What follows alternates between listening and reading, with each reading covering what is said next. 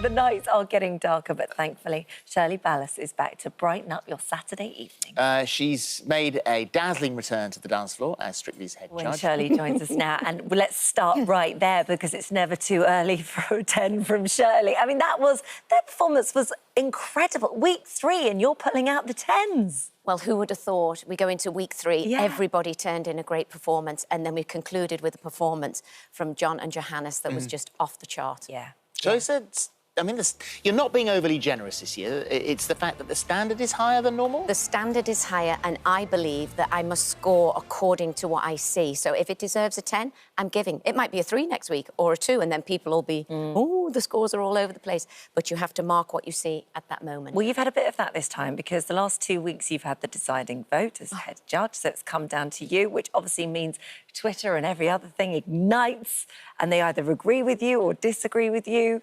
So it's been quite tough. The point is you have to vote. Many people I spoke to this week had not voted. But if I send a man home, I'm a man hater.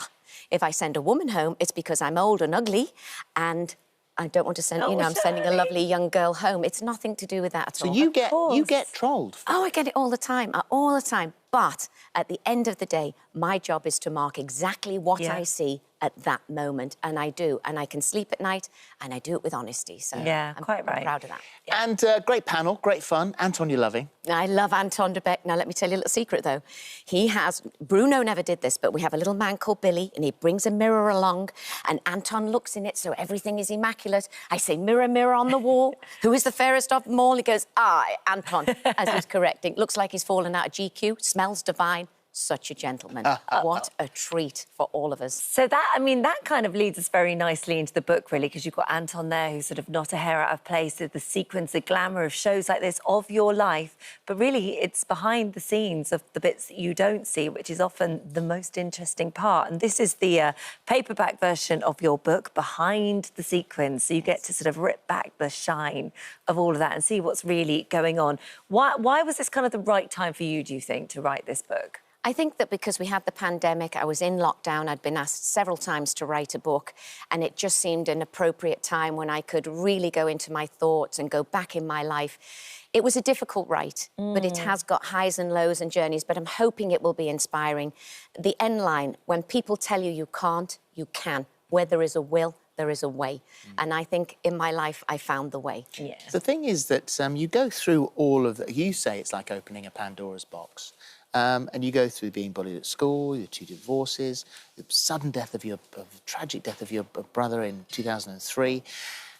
And all of those things happen, yet it's Danny now, life now, that consoles you and helps you through having to write those things. Well, I locked down with Danny, and Danny was there when I was emotional, when I was upset, when it was very, very difficult to write. He has inspired me. He is the true love of my life. He is there for me 24/7. He's not moody. He uses no bad language. He's kind. He's caring. And I could go on and on and on.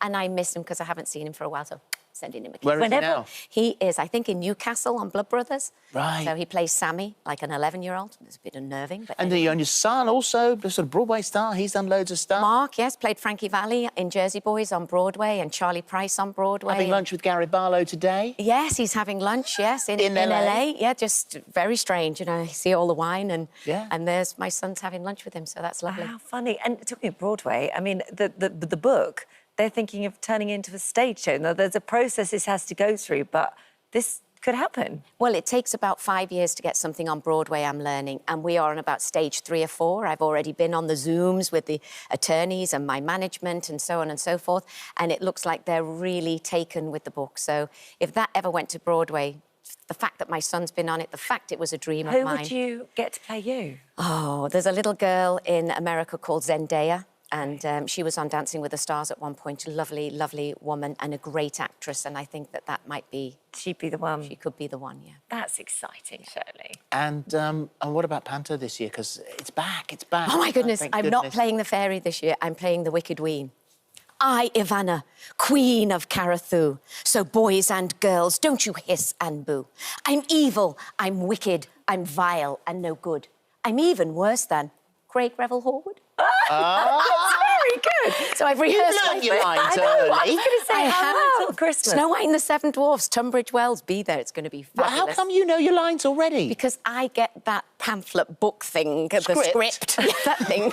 I get that script way before everybody else because I can't remember names and I'm not good with lines, but I'm going to give it my all. Well, you did very well there. I know, that was very good. Most impressive. Listen, you're going to have to get good at lines. I was looking down. You've done so much and achieved so much, which is why they're making a show about you.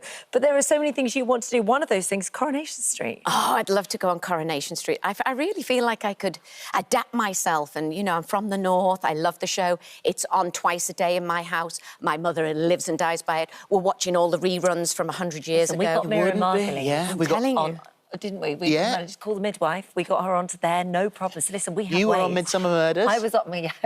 Not really a speaking part like that, but yes, I was. We haven't seen it yet, so we don't know what it is. No, don't However, pick that one up. good. What is it? Exactly midday. Good afternoon. Good Coronation afternoon. Street. You're welcome. And there we go. Let's see what happens. Oh, Shirley, it's lovely to see you. We will see always you on good to see you. Saturday night on Thank you. Strictly, as always. But here it is, behind the sequins. Shirley Ballas, thank you so much. Thank you.